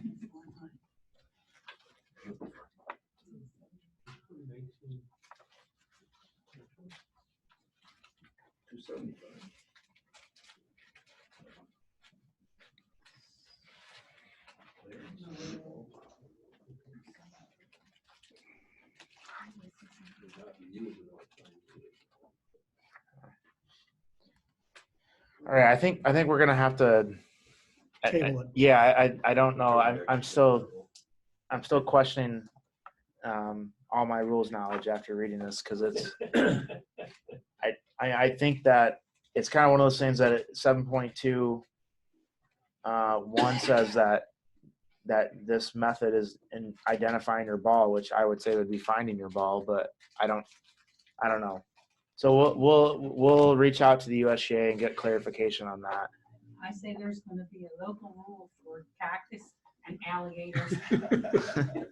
Yeah, and bushes. Which we don't need to worry about, except for bushes. No Yeah. big bushes. Well, what about? Just remove them all. Well, we have that happening here in the Carolinas where you have all these palmetto scrub bushes. Yeah. And balls go into those. I think we're all treating those as lost balls. Right. Yeah. I mean, you don't ever hit your ball into a bush and say, I can't find it. I'm going to take an unplayable lie, right? You never do that. No. Right, but I think the thing is that we have a spectator, someone say, I saw the ball go in there. I know it's in there. That's still not the good enough. question. It is here. You can say the same thing about a spectator saying the ball's up in that tree. Yeah, I saw it go up in the tree It never and came I down. heard it rattle around. That's not good. And maybe a nuance, but in the cactus, as someone mentioned, you see where the ball went, Right. where the hole is. Right. You know, at least as the one option, it may be worth noting that the golfer can always take stroke and distance. Correct. Whether the ball's on the course, whether it's out of bounds, you could, Right. no matter what, the golfer Yeah. can always take stroke and distance and go back and restart their progression. That interpretation is very specific. It says in order to take it back on the line or lateral leap, you must find the original. It does say it. Yeah. When they put that sentence in. So if you identify your ball, did you find it? Right? It doesn't say you have to retrieve it. Yeah, of course. No, you don't have to retrieve it. You don't have to. There's Right. only, No, but I'm You have to saying, identify. I'm just asking the question. If I identify my ball, did I find it? Yeah. Well, 7.21 or 7.21 says that if I determine that another player or spectator saw the ball come to rest in a specific location after the player's stroke, that I've identified my ball. Yes, that's what I'm arguing. So exactly. So I think none of us are going to be able to answer this. We need to talk to someone or to the USGA to get clarification on this, because I see a loophole in that if I identify my ball, I found it, and therefore I don't need to actually find it. You need to go back to the first paragraph there under 7.2/1, Because they're right? saying. I don't understand. Find it. It says if a This player would sees a find ball it, in because some this street is or other another location place that I that can't comes get around to, this location, that then it's Seven got two to they're one. be- using a Therefore, spectator to say, you're yeah, I found saw it ball. go in there. But it's in Right? there. At the beginning of 7.2. All right, let me read it. Read the first paragraph. Where are you reading these weird things? I'm looking at 7.2. No, you gotta find it. 7.2/1. Uh-huh. Page 110. Yes. A Yes. player sees a ball in a tree or some other location where he or she is unable to retrieve the ball. The May player not will. assume that it is Yeah, I yours. know. All right. But he has to identify it. Right. And you can use binoculars or whatever. Yeah, and another player Or you seeing can it use go a in there is spectator. identifying it. No, That's no. what- That's what the last The- sentence says. The last says sentence- you use a The spectator. last sentence says that another player or spectator saw the ball come to rest Yes. Yeah. in that specific location. That's what I saw. Seeing it go in Seeing Right. doesn't, isn't the same as seeing it come to rest, I was a right? referee. That- and I that was would be right my next to it. interpretation. You don't see I it. agree with that, but if I'm over. So- there- If it's not in a specific location. So might if have you hit it identified. into a bush and you can see the beginning and the end, and you see the ball go in there, You can't- and, the end is coming to rest. it doesn't come out of the bush, it's definitely in there. No, the end is coming to rest. It's like hanging up in the tree. Doesn't matter whether the plant is that tall or 40 feet Yeah. tall. If it rattles around up there from 150 yards out, do you know it's still up there? No, could have gone It's lost, anywhere. right? So you're gonna go back. Same as I don't have any. Mike's case, I think. If it comes to a bush and you don't know it's in there. You That got doesn't three mean anyway. options. He'll under I'm unplayable. I'm 10 feet away. We give him free relief. You can take stroke and distance. Free relief, You're right? required At normal to ground know the conditions. spot where the ball is. In the cactus example, like somebody said, almost always in the cactus, you can see the ball there. So you've got your reference point to go two clubs, one way or the other, and you've got a It's point come to rest. to go back. Yep. The Come same to as rest. You if expect if it's up to in the see tree this and you've ball come off identified the it, tee and you've bam got a right into spot that where you can hole. Go back or you can go That's underneath okay. it, one way or the But other. that's the only. But in a big I bush, agree. you don't have that reference point. All right. Okay, let's move on. Yeah, we're gonna move on. I'm gonna get closure later because I'm still am doubting it by reading that statement. All right. Lifting the ball to identify it. So a ball might be a player's ball but cannot be identified as it lies. The player may lift the ball to identify it, including by rotating it, but the spot of the ball must first be marked, and the ball must not be cleaned more than needed to identify it, except in the putting green where we can mark the ball and clean it as we like without restriction. So again, if we do want to lift it to identify it, we have to mark it if we don't want to get a penalty. Okay, but one thing that's changed is that we no longer need to make an announcement. So before we had to announce to our group, I'm going to lift this to identify it. Now no longer the case, but we do need to have a good reason actually lift the ball. So we can't just willy-nilly lift our ball to quote unquote identify it, line up the arrows in the Pro V, and then hit our next shot. We have to have an actual reason to do it. You can do that even if the ball's lying in water. Yes, you can do it if it's lying in water.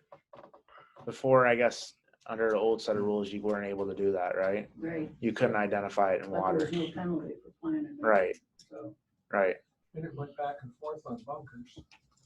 Used to, I mean, way back, you could hit, and if it was a wrong ball, no problem, because you weren't allowed to identify your ball in the bunker. And then, what, 5 or 6 years ago, they worked on that. Yes. So anywhere How do we you can. mark that ball lying in water? I have no idea. With an indelible marker, careful. He's put an X on the water. Get that ball marker. Or the side of the boat, either way.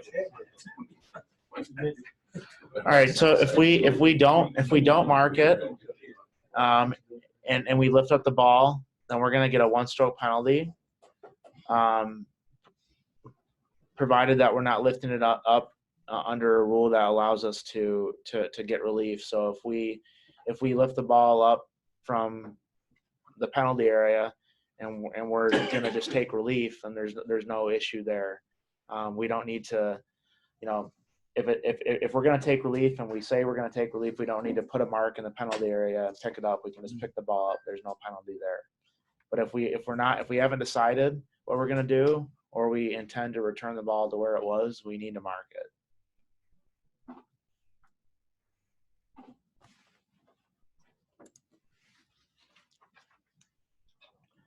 it. All right. Any questions about identifying or lifting your ball to identify it? No. No.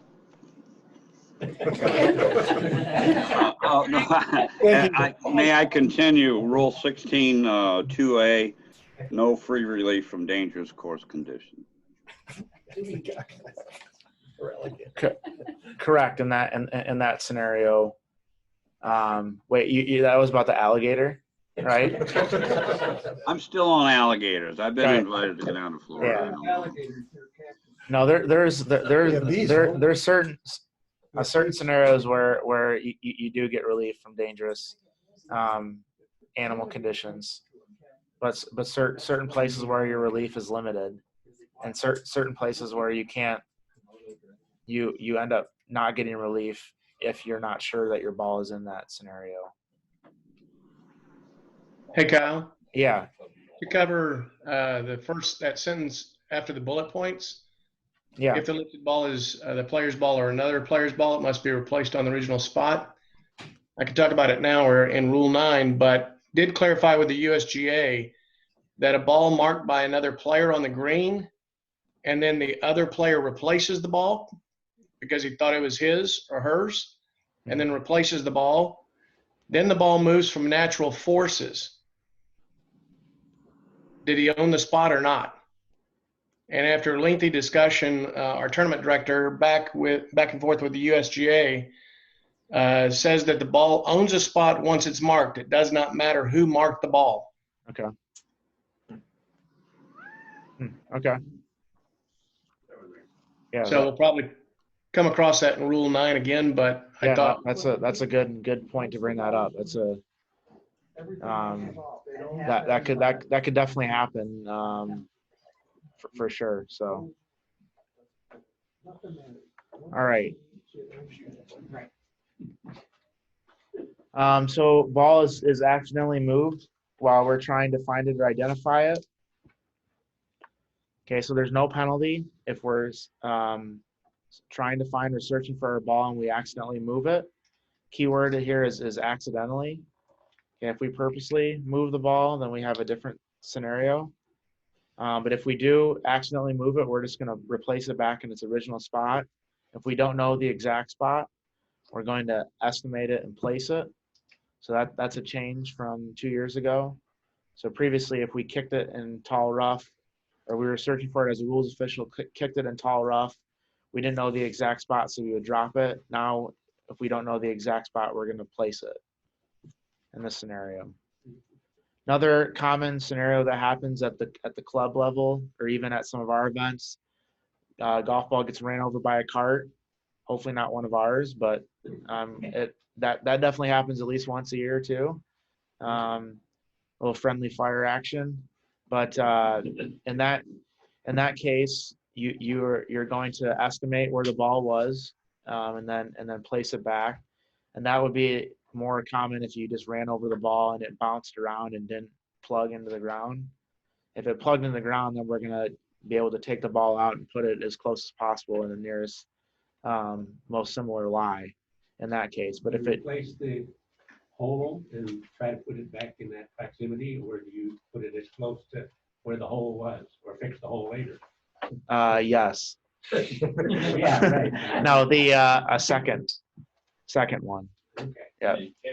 So you fix the. Yeah, so you would just put it, just to the right or just to the left of it, depending on what type of golfer they were, and then fix it afterwards if you wanted to. Yep. Yeah, Kyle, I had that happen in the Michigan girls state tournament this year, in Division 4 in the finals. Right. Was it a official or was it a coach or a spectator? It was one of the players' ball was smushed in the ground. Somebody's cart ran over it going by the green. Photographer. Okay. Yeah, no, that it definitely happens, especially when you get. It wasn't a photographer. No, because the only photographer out there was Greg. Oh. It was probably one of the coaches that was going up, right, moving to different players. Sure. Yep. No, that definitely happens, and when you let as many spectator carts out as I do, it definitely happens even more. So.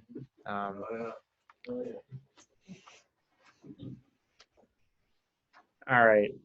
Again, that's a change. Previously, we used to drop the ball if we didn't know the exact spot. Now we're placing it. Is there any penalty if you drop it instead of placing it? Sure. Yeah. There is. That'd be a 2-stroke penalty. I gave the wrong ruling one time, so I just want to know.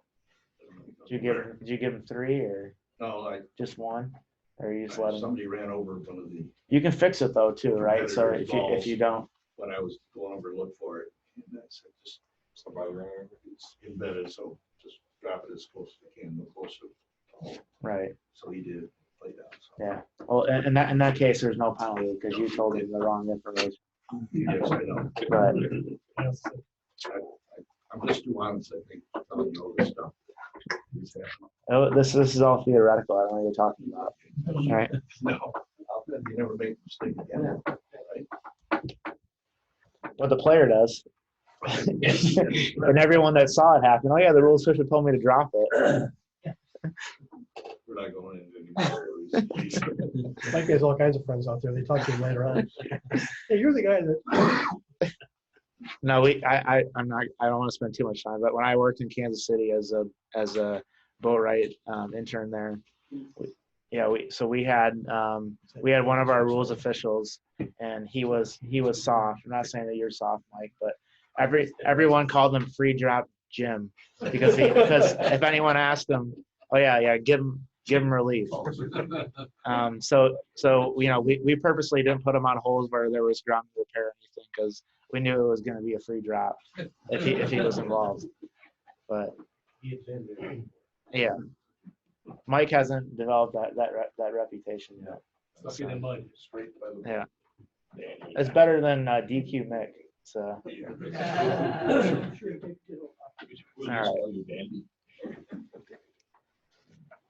All right. Rule 8. Course played as it's found. So we talked about this a little bit already in terms of some things that can be restored and some actions that can be restored after they're done, even though they're not correct. But the purpose of the rule itself, Rule 8 covers the central principle of the game. Play the course as you find it. And then when the player's ball comes to rest, he or she normally has to accept the conditions affecting the stroke and not improve them before playing the ball. However, a player may take certain reasonable actions even if they improve those conditions, and there are limited circumstances where the conditions may be restored without penalty after they have been improved or worsened. So we think about this from a looking at it from 30,000 feet. I mean, if you think about it, if you go out and play the game of golf and you just hit it and you go to the next spot and you hit it and you keep hitting it, 99 times out of 100 you're going to be okay, unless you hit it out of bounds. But if you just play it as it's found, then you're probably going to not get penalties for that, right? But there's going to be certain places where you don't want to hit it, you don't want to play it from where it comes to rest, or you want to do certain things, and sometimes those are allowed and sometimes those aren't. Those are not. But if we ever think about that when we're trying to come up with the ruling, think about, well, playing, if I just play the ball as it lies, generally that's going to be okay.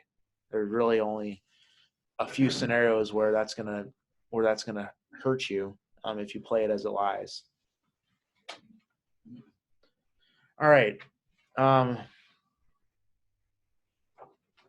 Okay, let's see. So to support the principle of play the course as you find it, this rule restricts what a player may do to improve any of these protected conditions affecting the stroke anywhere on or off the course for the next stroke the player will make. So we're talking about the lie of the player's ball at rest, the area of the player's intended stance, the area of their intended swing, their line of play, and the relief area where where the player will drop or place the ball. And so those are the 5 things that we need to keep in mind for this rule. And then this applies to actions taken both during a round and while play is stopped or suspended under Rule 5.7a. However, it does not apply to the removal of loose impediments or removal of obstructions, which is allowed to the extent provided in Rule 15, or an action taken while a player's ball is in motion, which is covered by Rule 11. So this is just another example of where these 2 specific scenarios are going to get governed by this general Rule 8.1. Okay, so these last 2 things are more specific, so there's certain rules set aside for those. The general 8.1 is going to apply. All right, so we talked about this before, but certain actions that are not allowed. Okay, so except in the limited ways provided in a little bit, we'll get to 8.1b, c, and d. A player must not take any of these actions to improve the conditions affecting the stroke. Move, bend, or break any growing or attached natural object, immovable obstruction, T marker, integral object, boundary object. Move a loose impediment or movable obstruction into position, such as to build a stance or improve the line of play. Okay, alter the surface of the ground, including by replacing divots in a divot hole, which is that example we talked about, removing or pressing down divots that have already been replaced, or other cut turf that's already in place, or creating or eliminating holes, indentations, or uneven surfaces. So that embedded ball is a common one that we need to watch out for here, and that we don't want to fix that embedded ball hole until after we're done playing if there's any chance that it's going to impact our conditions affecting the stroke. We also cannot remove or press down sand or loose soil, or remove dew, frost, or water.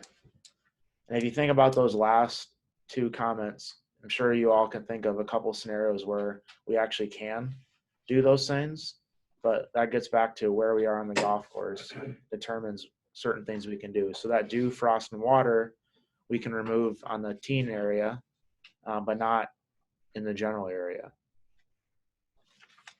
Kyle, I brought this one up at the Michigan Girls Division IV state tournament and discussed it with Mick, but it was more of the all the little ant specks that come up out of the ground that you got them all over the place. Right. And basically it's considered to be loose soil or animal hole. If you can remove it from behind your ball, but if you press it down, it's a penalty.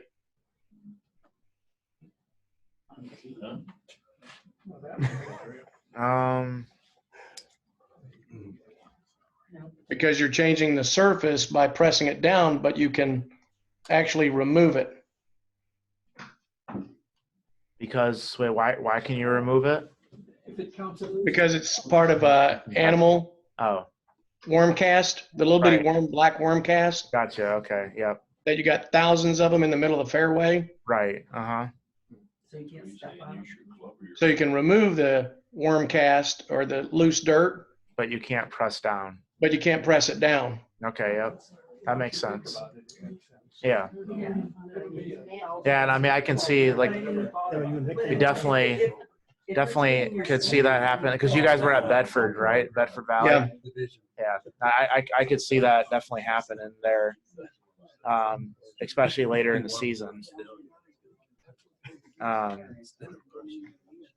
Yeah, no, that's a good point. A good example to bring up on the kind of difference between the two and when one is a penalty and the other is okay. Dan, did you have a question? Bullet Yeah. 4, remove or press down sand or loose soil. Is there someplace else in the rule that specifies how much you can ground your club? And they don't specify that here. I was gonna say lightly grounded somewhere. So I think when Yeah, somewhere it says that. yeah, I think it's in the next section, 8.1B number 4.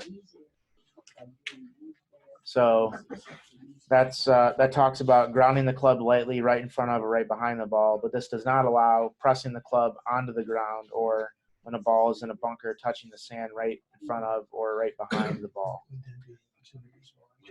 So it's basically just letting the old way was described as the weight of the club being supported by the ground, but you can't push down.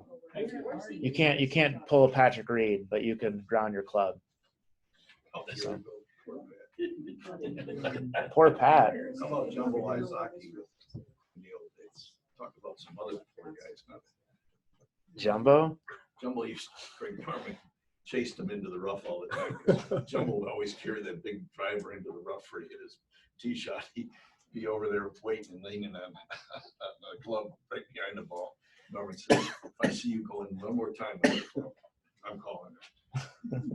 See, there's other people besides Patrick. All right. I kind of like Patrick. All right. All right. And then in these scenarios, if we do improve our conditions affecting the stroke, we're going to get the general penalty. So stroke play, that's 2, and a match play, that'd be a loss of hole.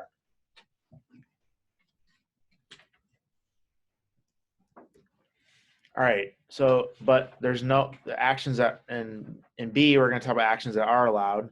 So we talked about that grounding your club lightly, but also fairly searching for your ball or taking reasonable actions to find and identify your ball, which you just talked about in 7.1. Taking reasonable actions to remove loose impediments and movable obstructions. Taking reasonable actions to mark the spot of the ball and lift and replace the ball under rules 14.1 and 14.2. As if I go down to mark my ball to identify it, and I happen to move something or press down soil in that process, that's okay. I did it, or that happened because I was marking my ball. We talked about grounding our club lightly with those few exceptions of actually pressing down on the club on the ground. Yeah, Kyle, yeah. Kyle, the grounding language is in an interpretation. And it's the same language that you remember from the other ones. Sure. 8.1B/1. Yeah. 8.1B/, yep. Thank you.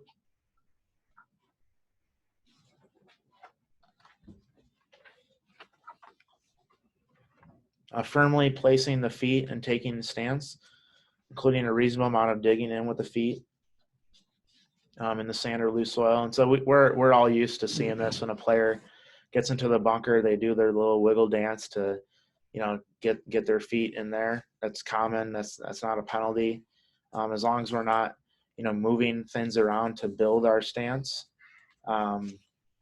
then that's okay. But a reasonable amount of digging is okay. But once we start moving a lot of sand or a lot of dirt, then we have a different scenario. When they get in and out of the bunker once or twice, they go in there and attempt to take a stance and try to set their feet and get out, get back in, put their feet in the same location, and again, try that.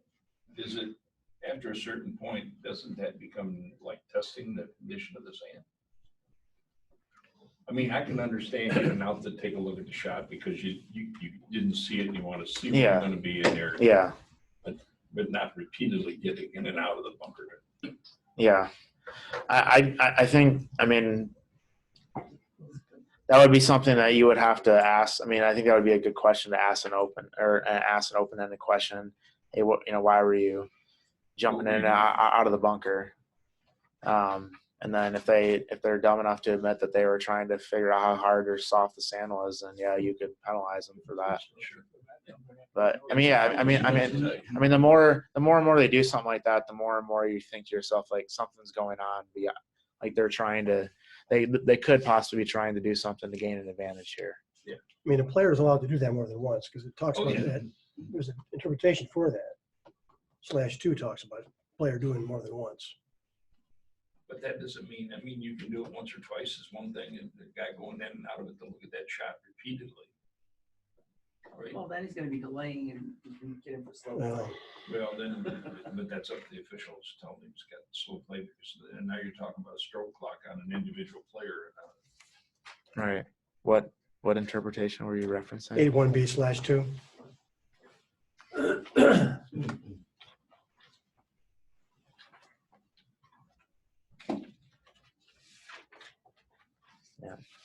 Yeah, it doesn't stipulate, does it? It just says more than once.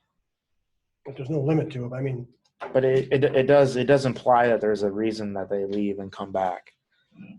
As in this example, the player doesn't have a club, and so they need to go back and grab a club to hit it. So I think if you did it constantly or multiple times without a real reason, then you might have an issue there. I mean, you'd have to judge too how much is the lie being altered in that case. Yeah. Is he alternate between each time he gets in and out? Or his stance, right? Mm-hmm. Yeah. I mean, his stance. Yeah. Mm-hmm. All right. Actions that are allowed: fairly taking a stance, by taking reasonable actions to get to the ball. But the player is not entitled to a normal stance or swing, and they must use the least intrusive course of action to deal with the particular situation. So this is one that comes up quite a bit. So you'll see a player go into the bushes or into a tree, and they will start immediately doing swim waves and trying to grab everything, hold everything back, move their legs. If we want to get a reset, well, like who was mentioning, Lynn was mentioning the reset. In that case, you have to ask the question or tell the player, you need to go and find or take your stance in your least intrusive way now. So the way that I kind of try to explain that to someone is that you have 4 ways to get to your ball, front, back, left, right. You need to go the direction that's going to cause the least amount of damage when you're going to do that. You can definitely break stuff when you go in to do it, but if there's an easier way to get there without breaking stuff, then you need to take that direction. So usually when you explain that to people, they kind of get it. And if they don't, then you just say, hey, why don't you take your stance from this side of the ball? And then, as I think someone said earlier in the sessions, a good rule of thumb is to have the player keep their hands on. I think JW mentioned it. Keep the player, or have the player keep their hands on the club when they're backing into their shot or their stance, so that they can't do anything illegal with their arms or with their body. Genie rule. She taught me that. Yeah. Another rule. You taught me that. So I mean, I think this will come up quite a bit, and you'll get questions. But if you just stick to that least intrusive course of action and give them the 4 options and say that you need to pick the one that is gonna break as few branches or cause as little damage as possible. That's the one they need to take.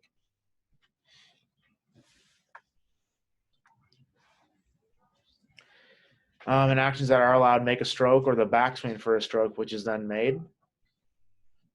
Okay, so if we go back and we start our backswing and we break a branch, as long as we finish the stroke there, there's going to be no penalty. If we take our backswing and we crack a branch and we don't finish the swing, then we're going to have an issue.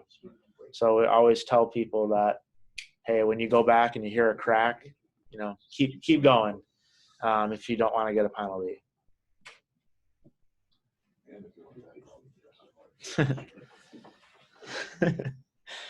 But when the ball's in a bunker, as another exception that we can't touch the sand on our backswing, which I think most of us know.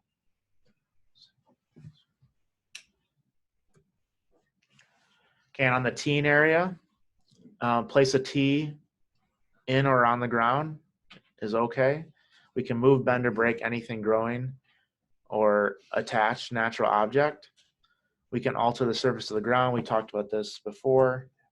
In the bunker, we can smooth sand to care for the course after a ball played from the bunker is outside the bunker, so without restriction.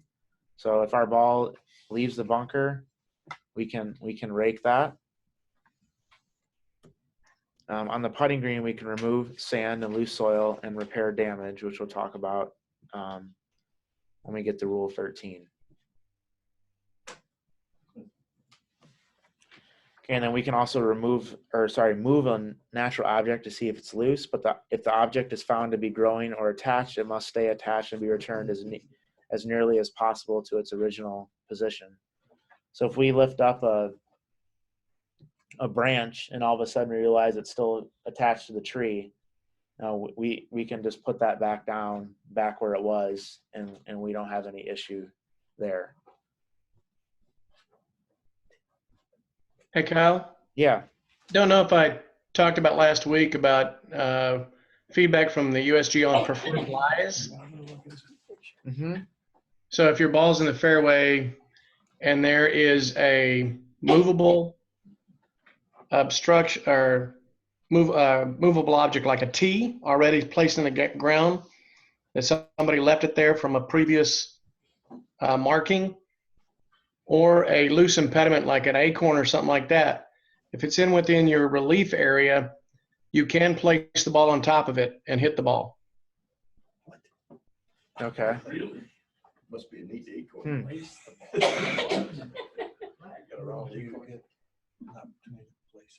So the response from the USGA says, thanks for reaching out.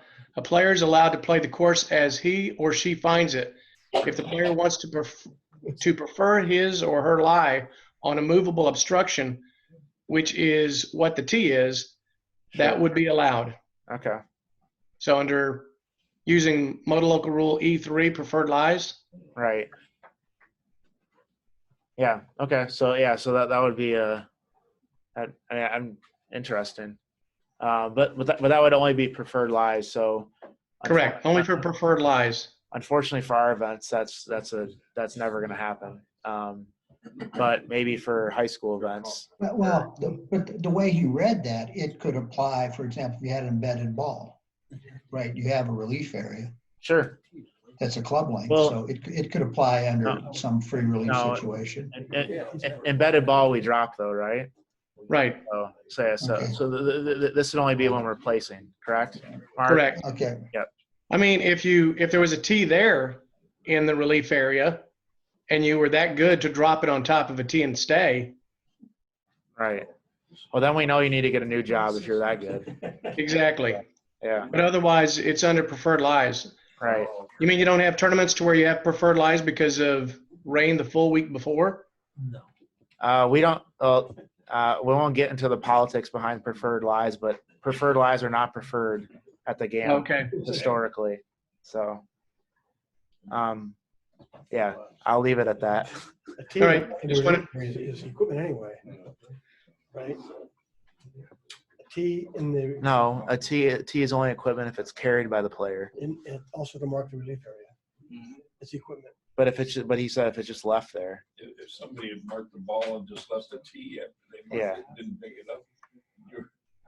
It'd be a hell of a shot if you could drop it on there and get it to stay. Yeah. Okay, so I think this we're at a good stopping point actually, because this last a lot of these things that we just talked about, we'll talk about, we'll go over again, but there's certain things that we can avoid this general penalty by restoring the conditions, but that's only applies to those items in 1 and 2.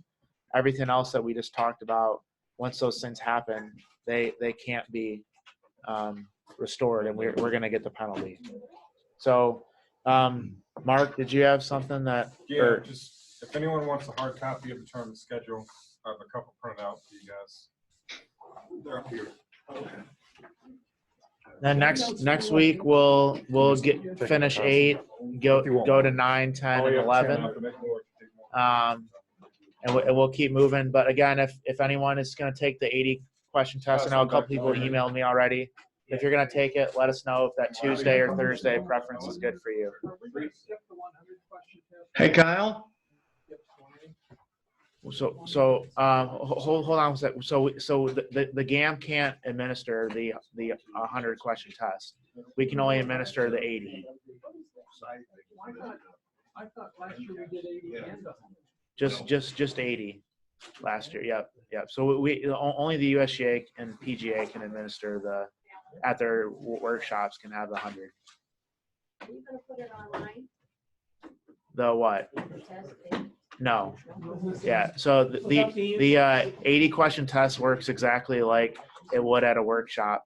We can't go over the results because they use that same 80 question test over everywhere across the country.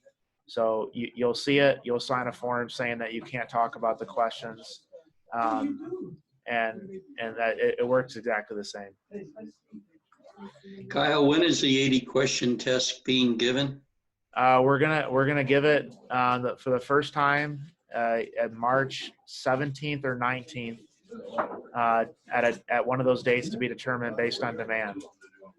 And then we'll also coordinate a time once the snowbirds are back in town. So we'll probably coordinate that around our annual meeting, which is going to be May 4th. So pencil in May 4th on your calendar if you're not going to be back by March. Yep, it'd be April something. Yep. Yeah, I'd be interested though in your getting that answer, because we have a lot of those palmetto bushes that we know the ball goes into, and right. And I did have a 12-foot dangerous animal condition. I hit my ball next to a 12-foot alligator the other day. Nice. Yep. Yeah, he had about 6 others laying near him. Right. So I'm sure you took relief. Yes, absolutely. All right. Yeah, having fallen in the water once, just officiating, I'm not going to go looking for balls close to alligator infested ponds. Yeah, you got to be a little bit more careful down there. Yeah. Have a good day. All right, so. Thank you. I didn't know you were having. You still there, Kyle? Yeah. We're supposed to have it today. For the folks in the room and on the phone, I have created an Excel file that has all the rules of golf from the full version downloaded into Excel. Okay. So that you can filter on the rules and do a search, like I was doing earlier, looking for the terms not found. So I can do a contains not, contains found, and find all the rules that have the wording or a sentence with not contains or not found. Sure. Okay. Yeah. No. If you want to send that over, we'll include it in the next email that goes out. Sounds great. And I have I have the definitions downloaded, all the rule clarifications through January. Okay. So it's different tabs, and then some other printable items such as multiple penalty events, no play zone, 1-stroke penalties. So I will, provide all that as well as additional tabs in the file. Okay, perfect. Yeah, that sounds great. But the key is the rules are downloaded word for word, copied and pasted into Excel. Right. It's a little over 2,000 plus rows. Right. Okay. Hey, Mark, how long did it take you? It took me a few weeks. Wow. Once you see him press down. Yeah, because I had to reformat all the content then, so that it would read like the book, and I had to highlight words in red bold, like disqualify, like it was in the book. Wow. Good job. So it took a long time to, probably over the course of a month and a half.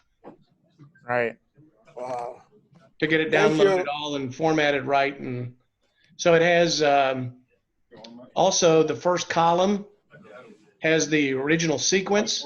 So if you store something and you need to get it back in sequence, it has 1 through 2,281 rows that you can resort it back using the original sequence, original sort from column 1.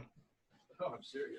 Mm. They have you come in earlier and stay later. That way you don't get any of the blocks out of order ever. And then I've Okay. added some additional columns. If there was a USGA rule clarification on a rule, it's in there. I got a column H that has 1 stroke penalties. So if you filter on that column of the word 1 stroke in column H, you'll get all the rules that have 1 stroke penalty. Or column I has general penalty, or column J has DQ. So it also has some filtering that I've done as well for looking at rules that are 1, 2, or DQ penalties that you can filter on. Thank you. But if anybody has any questions, my phone number and all will be in the email as well. Okay, perfect. You can always feel free to call me and discuss if you have any questions about the Excel file. Yeah, no, we'll send that out next Monday. Sounds great. All right, appreciate it, Mark. Yeah. Thanks. Thank you, Mark. You guys have a great week. All right, you too. Glad you found a coach, Robert. It looks like it.